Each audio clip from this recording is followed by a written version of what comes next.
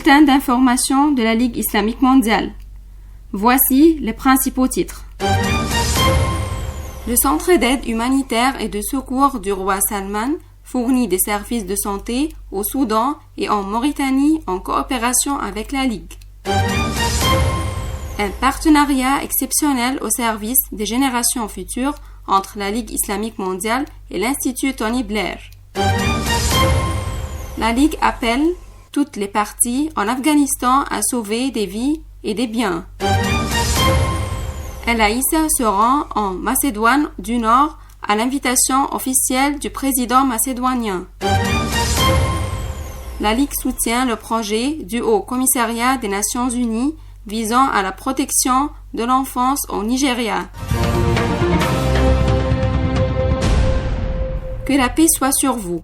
Dans le cadre de ces activités de diffusion de la culture, de l'harmonie et de la paix, la LIM a été témoin ces derniers jours d'un certain nombre d'événements et d'activités dédiées à sa philosophie de promotion de la coexistence, de la compréhension entre les différents peuples. Voici les détails. Le Centre d'aide humanitaire et de secours du roi Salman a mis en place, en collaboration avec la LIM, un programme pour la chirurgie cardiaque adulte de la cathétéisme à l'hôpital spécialisé Alia à Omdurman, en République du Soudan, où le centre procédait 102 cathétéismes cardiaques et 23 opérations à cœur ouvert pour ceux qui n'en sont pas capables. L'ambassadeur du serviteur des 2 saintes mosquées au Soudan, Ali bin Hassan Jafar, a souligné que l'action humanitaire du royaume à travers le monde entier incarne sa religion et son approche au service de l'humanité sans considérer la race ou la région. L'ambassadeur du serviteur des 2 saintes mosquées au Soudan, Ali bin Hassan Jafar, a souligné que l'action humanitaire du royaume à travers le monde entier incarne sa religion et son approche au service de l'humanité sans considérer la race ou la religion, notant les relations exemplaires et leurs particularités entre le royaume et le Soudan. Jafar a ajouté les projets caritatifs du royaume au Soudan continueront à servir les citoyens afin d'approfondir les relations d'amour et de fraternité enracinées entre les 2 peuples frères. Pour sa part, le chef d'état-major des forces armées soudanaises, le lieutenant-général Mohamed Ousmane Al-Hussein, a exprimé son appréciation et son remerciement pour le travail caritatif exceptionnel du Centre d'aide humanitaire et de secours du roi Salman à Soudan, soulignant que les campagnes sont arrivées au bon moment pour alléger les souffrances des citoyens pauvres. Le lieutenant-général a remercié le roi Salman bin Abdulaziz Al Saoud et son Altesse le prince héritier, que Dieu les protège, pour ce qu'ils ont présenté au Soudan dans les différents domaines. D'autre part, le Centre d'aide humanitaire et de secours du roi Salman, en collaboration avec la Ligue, a mené 83 opérations urologiques en République de Mauritanie pour des personnes âgées qui ont remercié l'Arabie saoudite pour le bien qu'elle offre dans les différents pays du monde. Dans ce contexte, le bureau de la Ligue en la République des Comores déploie des efforts inlassables afin de mettre en œuvre des programmes éducatifs, sociaux et sanitaires et construire des mosquées en coordination avec le gouvernement fédéral. Le bureau a fourni à environ 1000 familles des denrées alimentaires au profit d'environ 6500 personnes. La distribution vise plus de 45 villages des 6 municipalités de l'île. Les travaux sont toujours en cours pour achever la distribution. La Ligue islamique mondiale a lancé, par le biais de son bureau, à honorer un programme de secours pour répondre aux besoins fondamentaux de la population. La LIM et l'Institut Tony Blair, Institut pour le changement global, ont lancé un nouveau partenariat exceptionnel reflétant leur vision commune pour servir la génération future de jeunes. La Ligue déploiera au cours des 3 prochaines années des efforts pour offrir un programme d'éducation globale à plus de 100 000 jeunes âgés de 13 à 17 ans dans plus de 18 pays à travers le monde afin de leur offrir des compétences en pensée critique et en dialogue afin d'être capables à relever les défis des opportunités futures.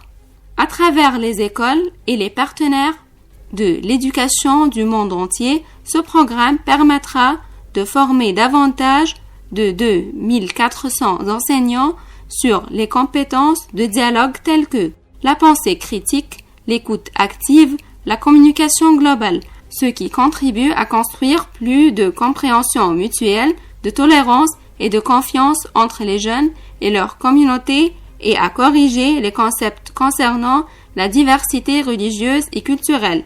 Le programme établira un dialogue plus large entre les adeptes des religions et des cultures au sein des communautés de diversité afin d'obtenir la sympathie et la compréhension des jeunes envers les autres dans la vie quotidienne, leur famille et leur communauté. Le programme est d'une grande importance alors que le monde fait face à l'épidémie de coronavirus qui a eu un impact sur l'éducation des jeunes, car la communication à travers l'apprentissage des compétences de dialogue est essentielle pour assurer la capacité de communiquer efficacement, jeter des ponts de compréhension et d'échange, lutter contre la désinformation et promouvoir la sympathie parmi les jeunes.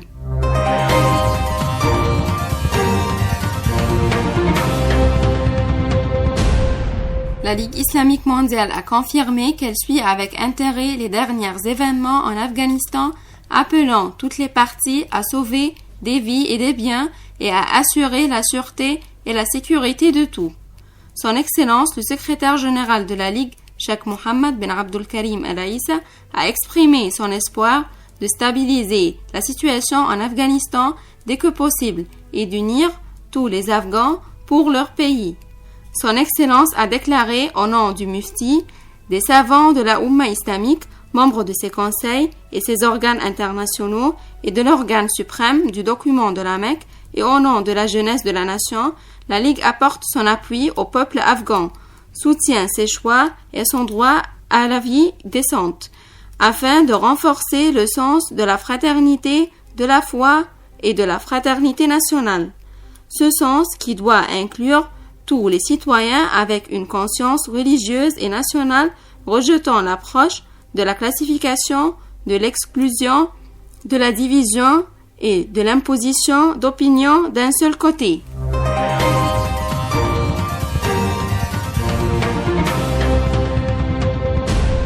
Son Excellence Dr Stevo Pendarovski, président de la République de Macédoine du Nord, a reçu au palais présidentiel la Villa Fudno Son Excellence le secrétaire général de la Ligue, Cheikh Mohammed bin Abdul Karim Al Aissa, qui s'est rendu dans la capitale Skopje à l'invitation officielle de Son Excellence le président macédonien. Le président Stevo a exprimé son appréciation à M. Al Aissa et son rôle dans la diffusion des valeurs de tolérance et de coexistence dans le monde entier. Pour sa part, M. Al Aissa a attiré l'attention sur la volonté de la Ligue de construire des ponts entre les peuples afin de promouvoir la paix du monde et l'harmonie de ces sociétés à travers les éléments communs religieux, culturels et tous les éléments communs humains. Au cours de la visite, Al Aissa a examiné avec le président du Parlement macédonien les moyens de renforcer l'action commune. En outre, il s'est rendu à la chefferie islamique en Macédoine du Nord, où il a prononcé un discours sur la sunna du Créateur dans la nature de diversité humaine selon les concepts islamiques.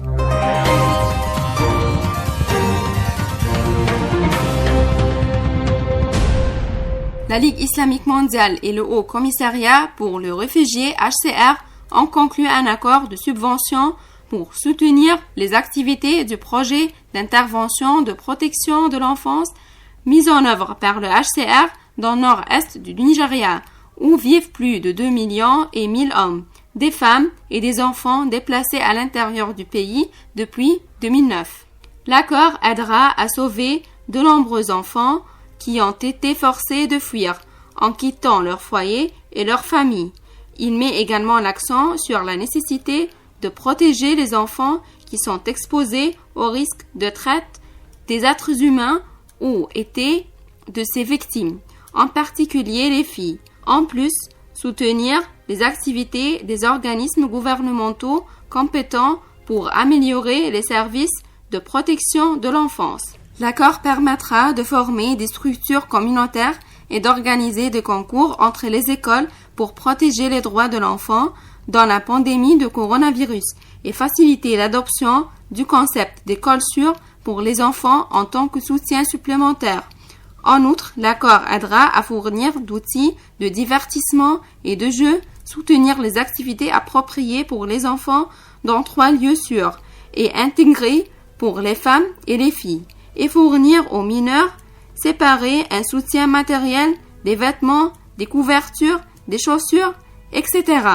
Ces programmes doivent contribuer à accroître la capacité des responsables à prévenir les abus, l'exploitation et la violence à l'égard des enfants par le biais de réunions et de dialogues pour la participation communautaire avec des leaders culturels, religieux et communautaires locaux sur la protection de l'enfance. Ces programmes permettront de former les responsables à la lutte contre la traite des enfants et à la protection de ceux-ci. Des programmes de dialogue doivent être organisés à la radio pour sensibiliser la communauté aux dangers de la traite ou de la disparition d'enfants.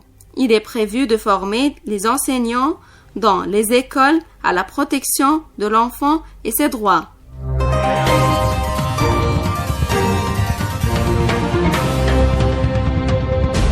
Son Excellence Mohammed Ould Cheikh Mohammed Ahmed El Ghazouani, président de la Mauritanie, et la délégation accompagnant a rendu visite au Musée international de la biographie du prophète et de la civilisation islamique à Médine, inauguré sous les auspices de la Ligue.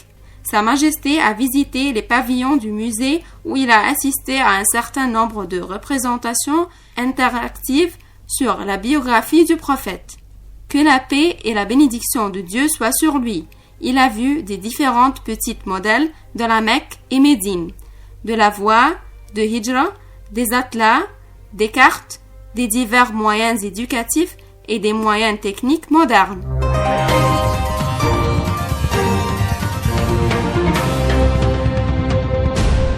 Ainsi se termine notre bulletin d'information et à la prochaine.